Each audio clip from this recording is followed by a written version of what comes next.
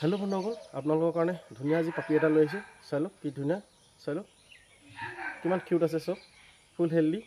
চাই লওক বহুত এক্টিভ আছে পোৱালিটো চাই লওক কি ধুনীয়া পাপি আৰু ইয়াৰ চাই লওক ইয়াৰ হেয়াৰটো চাই লওক চুলিটো ইয়াৰ মানে চকুটো ঢাক খাই যাব পুৰা ইয়াত নোম পুৰা গজি যাব চুলিটো আৰু কাণখন চাওক কি ধুনীয়া পাপি আৰু পাপিটো ফিমেল হয় মেল নহয় ফিমেল হয়